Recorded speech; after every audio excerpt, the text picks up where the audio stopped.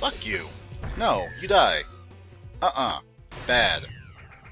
Bad Gamma for dodging my missiles.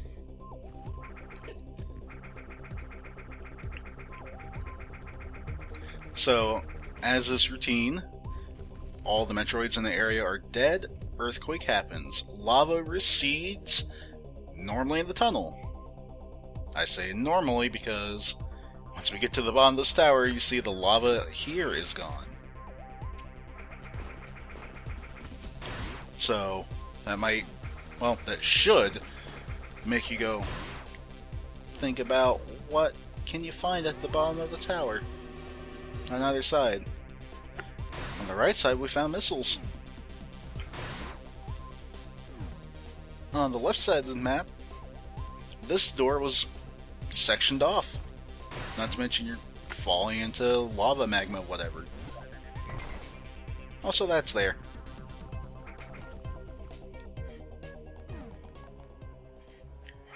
So, yeah.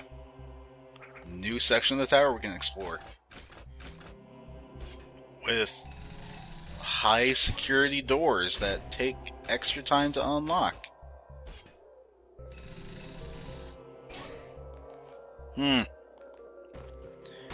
Well, that tells me they're guarding something very important down here. And when you start seeing large lines of bombable blocks that all destroy in one at a time, that tells me that power bombs had better be close by, because who has the time for this shit? Really. It's totally unnecessary. I am so close to starting to think I should set up a quick morph control scheme, because you can do that in this game. I'm not sure I really showed a whole lot of the control options, but there are a lot. Switch between Super Metroid and Zero Mission. I like the Super Metroid aiming style, but I feel like there have been times it's gotten me into more trouble than it could have prevented. Auto climb, I'm going to re-enable this. I took it off for a speed run because it's faster to just jump up the ledge than Sam is doing her little mantling thing, but it's cool. Spiral activation you can have set so you just push down again when you're in Morph Ball, or set to when you're holding aim, or a toggle. I like it on a toggle, and I like it like that because then you can jump up, turn to a ball, and hit Spiral Ball to hit the wall, and it's a lot easier than just like trying to mash down while keeping yourself at the wall. But Automorph, well, no, not Automorph. Morph Ball. Classic. Or have a separate morph button. So far I've been playing with on Classic, so I just pushed down twice to get into Morph Ball. I'm starting to think I may want to change that. Because there are times when it would have been far more efficient to just hit a button like in the R2 or L2 and immediately go into a morph ball. So just like bap bap, turn to a ball, turn to a spider ball. You know, like when I'm fighting these Zetas and I need to retreat to the walls with the spider ball. Ideas, contemplations. I'm probably not actually going to do this. I'm old, set in my ways. I can see that it would definitely be better. Please die. Thank you. I was starting to get really worried.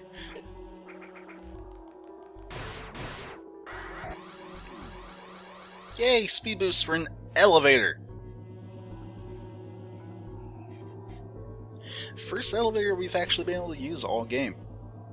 You may recall Metroid and Super Metroid and pretty much every other game than this one full of elevators.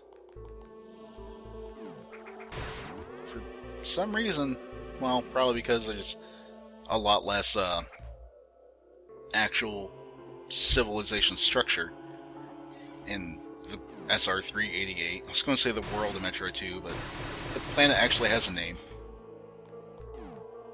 Well, a designation.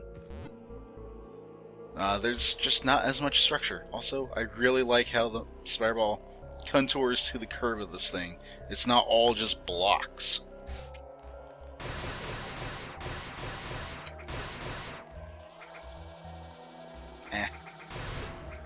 There's no point in taking the time to destroy these robots. I'm at full energy. Great. So we found the power plant. This may have been that one energy reading that the tower entry mentioned, but it may also just been that thing that we activated. In fact, the power plant probably wasn't even running till then. But yeah, this is really cool that the Chozo have all this stuff so far underground. Like, it's ridiculous. If you think a Samus is only being, you know, a little more than a meter tall, say she's 5 foot something, maybe even 6 foot, she's pretty tall for a lady. And we're down here. These rooms are...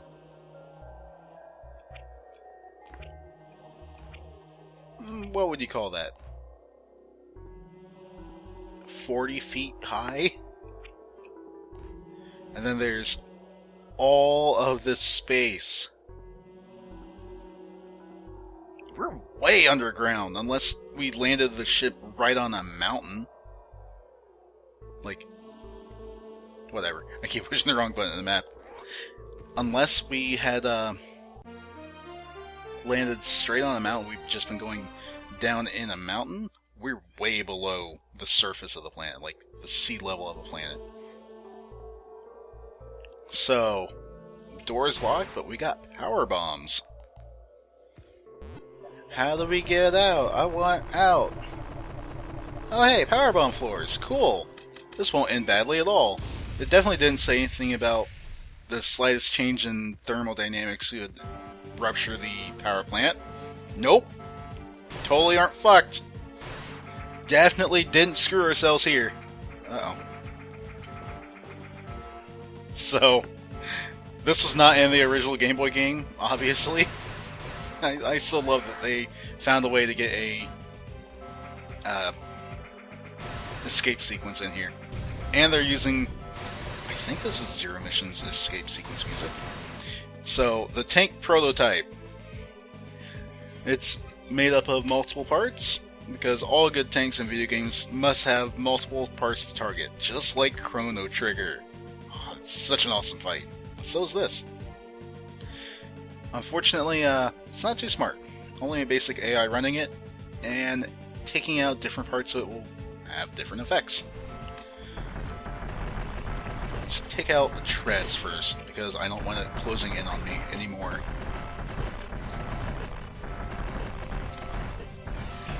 There we go. Took out the arm. Let's take out the head, so it stops aiming these missiles so damn well. There we go. I could have just kept using the beam, but meh. Missiles, I think, are still more powerful, unless I'm doing charge beam shots, but charge beam just takes so long. It's not like Super Metroid, where it ends up charging before you even think it is, so you can shoot really fast. Comparatively. Game? We need to go. We need to go, we need to go. There we are. I think I need speed booster still, so... yeah, there we go. I'm sure that wall took speed booster. And by sure I mean I actually know it did. It sucks when you're trying to run out here and you screw up that little sequence, don't have speed booster running up to that wall, and then you can't get through it and you gotta go back. It's awful! Because the intensity, whatever, this is a tense section. That's what I'm trying to get at. Because you're like, oh my god, run, go, go, go. We're going to die. We're going to blow up. Think of how far down we had to come to get into here. Now we have to go all the way back out.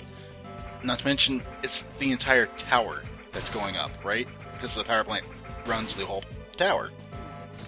So, of course, the whole damn thing's going to explode.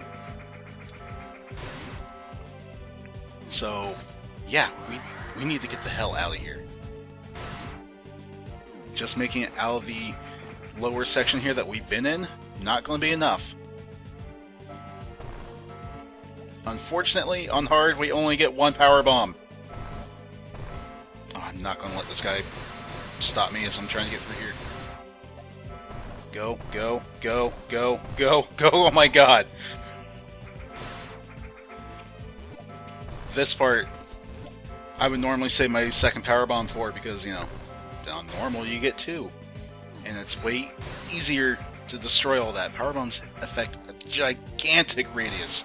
Open? Why did it fill so suddenly at the end? This is not fair, game. Go. Fuck.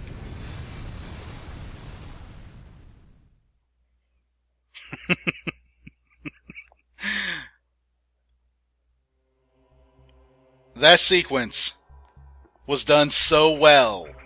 The first time you play this, I really hope anyone who is really interested in this game has already been playing it and, you know, is playing alongside me, hopefully keeping pace or being ahead, because that is such a fantastic sequence.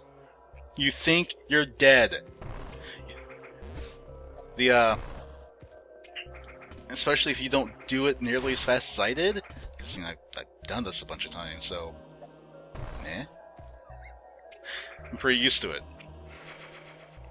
But as you're going through, if you only had just gotten there, like, in time, you think that the game is totally screwing you and you're gonna die because you're blowing up with the factory. And then it turns out that you're not, and you're fine, and it's just, man. I really like that section. I felt they did an awesome job with that. Because it actually makes you feel genuinely tense. Like,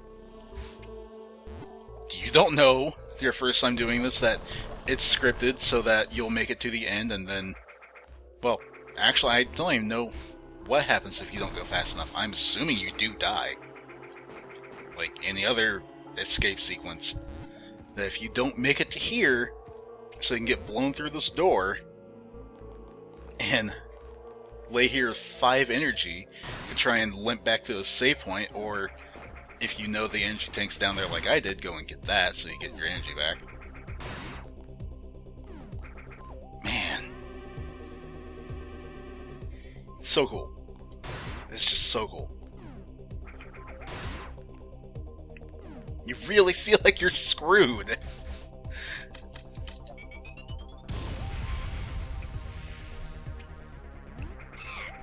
Now, of course, you know, that's why I played it up, because you're supposed to feel like you're screwed. And of course, I know I'm not. I was a little worried, though, when I got to that room with all the bomb blocks you have to do in sequence. Because, like I said, I normally have a second power bomb for that. The game didn't give me one. There. That was bothering me on the minimap. So you get there and you're like, what am I doing? How am I? Oh god. Also, when lava went away last time, I'm pretty sure it went away from here too. But you would come here and you would search and you'd get to this and then you can't get through anyway. Because you need power bombs. So, at worst, I imagine a player might backtrack all through the areas, because they're like, well, now I have power bombs, so I have more things I can go do, right? And yeah, kinda, a little bit.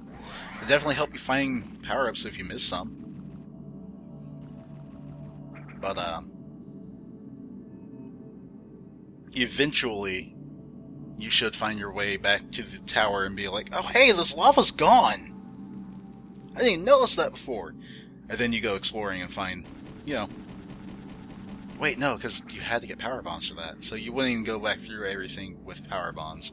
You'd just probably be a little bit lost and then finally find your way back there, assuming that you didn't immediately think to check the bottom of the tower. Which I think most people would. I definitely did, especially since on my first time playing through, I fell into the lava a couple of times and saw the bottom of the floor. So, I knew there's a door down there and had plenty of reason to want to check it out. Because that's what you do in these types of games. You want to check everything out. You want to see all the new areas. All your abilities are designed to make it so you can get to new places. It's exploration done right. There we go. And some things just, I don't know. I think the simple sense of how much fun it is to explore areas kind of maybe has been lost a little bit in current video game culture. So, we have this big open cavern, a lot of water. It's a pain in the ass to get through because we don't have anything that helps us with water yet. We come up here, we see that there's this. I'm surprised I did that so well with the turning into a morph ball and sticking to the ceiling. Maybe I don't need to turn on easy morphing. Maybe I'm just used to hitting down so fast I can just do that. But we can find our way up to here. To a locked door we can't do anything with. Worth keeping in mind though. Missile pack with a speed booster. You might think to yourself, well, how am I supposed to get a speed boost to that? There was enough space up here. We can get a speed boost going. Whoop! I thought I was going to hit that little ledge. Anyway, point is, even if you hold the Shine Spark and try and jump all the way down here, it's totally going to run out before you make it to here, and then manage to use it to go straight up. If you come down, you see that right below where the missile tank is, it's more water. You can't get a speed boost doing this, but we can come and explore inside this place, even in the water. It's kind of a pain. And the thing is, even coming through here, you find this thing, which is a new barrier. Hasn't been in any Metroid game ever before, as far as I know. Although it does remind me of the ones that they use in Metroid Fusion, the X ones, where you would normally just shoot the middle of it with a missile, and that does it. Then it just gets stronger and stronger throughout the game. Oh, well, this wall has nothing for me. I was going to wall jump up it, then I realized that the lid goes out so far I can't do anything with it. There we go. So yeah, below there's a barrier we can't do anything with, and in here are speed booster blocks in the water itself. So clearly we're going to get a way to help deal with water.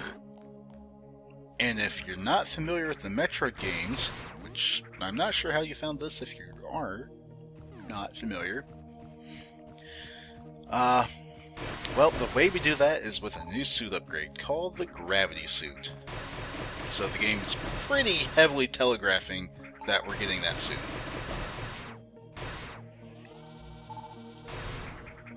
I'd say maybe that's the only thing this AM2R remake is not wonderful at, is it telegraphs pretty heavily. It shows its hand a lot on upgrades, but they also add a lot of cool new things, so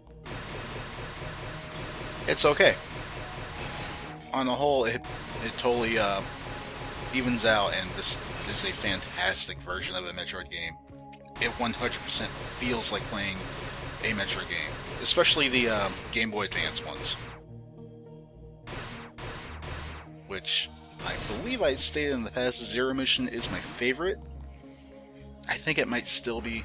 It's really hard to decide between Zero Mission and Super. Fusion's totally fine, but I like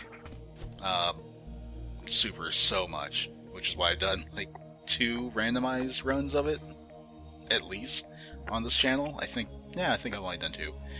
Anyway, enough about that. These guys are amazing enemies. I avoid them on purpose. But if you shoot them with a beam, they explode and send out all these light balls of attack. Particles. And when they hit another one, that causes a chain reaction. If you hit one on accident with your body, that also causes them to go off. And I don't believe that in our weaponry we have anything strong enough to kill them or destroy those robots before they go boom. Like that one right there. Let's hit it with a fully charged beam. Nope. Didn't stop it. Let's lay a power bomb. And you can hear more of them going off up there. Yeah, those things are pretty intense. The power bombs and those enemies.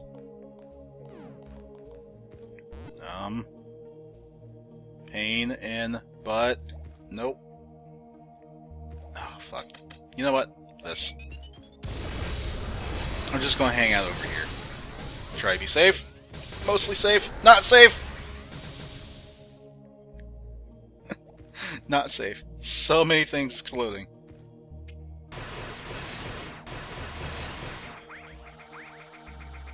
Let's try and be safe, though. Oh, those things are so awesome! Also, did we even get a, we did. So, this is the distribution center. I've barely mentioned anything about what it is or what it does. But, yeah, obviously full of water pipes, because there's a ton of water. And there's actually that broken one we saw outside in the background. The, yeah, data is insufficient to figure out what this place actually does. But I believe the door locked when we entered this room. Of course it did. And like most Chozo objects, we have a thing that is activated by putting a morph ball in it. In doing so, we have activated the distribution center itself. So, I like how the picture actually shows Samus and morph ball on the thing. It's like it just took a picture of what just happened instead of, you know, a stock photo of the thing. So, the whole point of this place is it sends out these carrier drones with a little... these energy cells.